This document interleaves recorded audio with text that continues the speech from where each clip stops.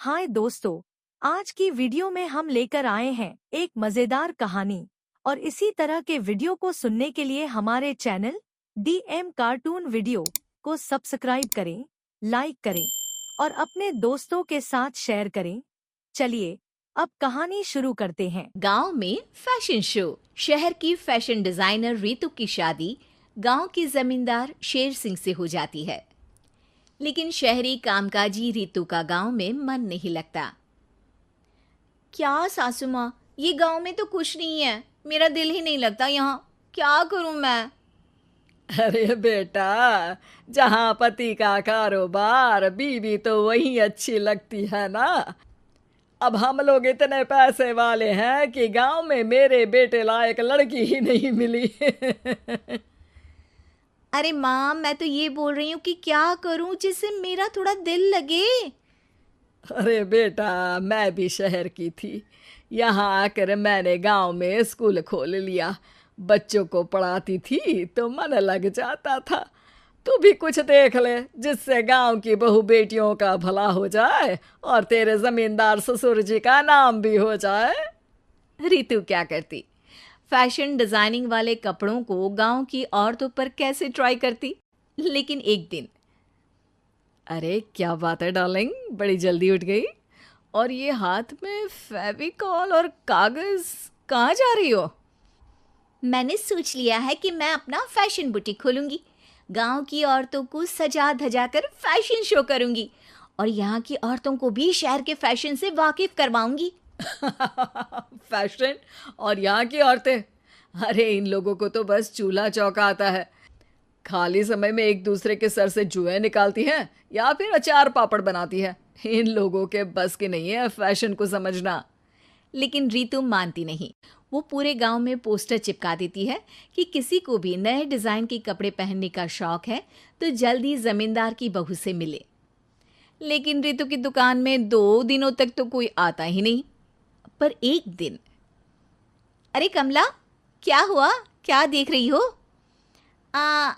ये पुतला देख रहा है दीदी। क्या दिख रहा है इसमें ऐसा? अब देखो तो दीदी, ये पुतला मेरे जैसा ही है ना, पतला दुबला लंबा, बस मैं काली और ये गोरा। तू ये बता, इस पुतले के कपड़े तुझे कैसे लग रहे हैं? अरे कपड़े तो बहुत ही सुंदर है दीदी, लेकिन तू ना बस कल इसी समय आ जाना और अपने जैसी 2-3 और को भी ले आना। अगले दिन कमला 2 लड़कियों को लेकर आ जाती है। रीतू उन लोगों को अपने हाथ के सिले कपड़े पहनाती है और घर भेज देती है। उन लोगों को गांव की दूसरी औरतें भी देखती हैं। और फिर क्या, अगले दिन रीतू जब दुकान खोलती है तो सामने बहुत सी औरतें उसके बनाए डिजाइनर कपड़े पहनने को तैयार खड़ी होती हैं। तुम लोगों को कपड़े के साथ ही हल्के मेकअप और स्किन केयर की भी क्लास देनी पड़ेगी। रीतू गांव की औरतों को फैशन का ज्ञान देने में लग जाती है। एक दिन रीतू का पति कहता है, अरे रीतू, तुम्हारी फोटो पेपर में आई है। क्यों भाई, ऐसा क्या कर दिया मैंने? क्या लिखा है? अरे लिखा है गांव में होगा अब फैशन वीक। अरे हाँ, कल ना कोई फोन आया था मीडिया वालों का, तो मैंने भी बोल दिया कि फैशन शो तो अब गांव में होगा। लग रहा है उसी की खबर बना दी है। तभी रीतू को एक फोन आता है। हेलो, कौन बोल रहा है? जी मैं काम्या बात कर रही हूँ, लुक में फैशन वीक से। हम लोगों ने आपका काम देखा। हम शहर वर्सेस गांव का फैशन थीम में एक फैशन शो आपके गांव में करना चाहते हैं। अरे वाह, ये तो बहुत ही अच्छी बात है। मैं अपनी मॉडल्स के साथ शो में हिस्सा जरूर लूंगी। बस अब क्या था, वो दिन भी आ जाता है जब रीतू की गांव की गोरी शहर की छोरी के साथ स्टेज शो में हिस्सा लेती हैं।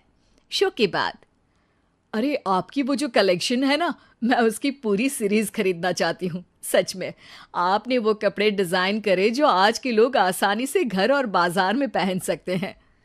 और बजट में भी है। हम भारतीयों के लिए तो ये डिजाइन बेस्ट है जी। वैसे आपने क्या सोचकर ये कपड़े बनाए और आप इसे कितना आगे और लेकर जाना चाहती हैं?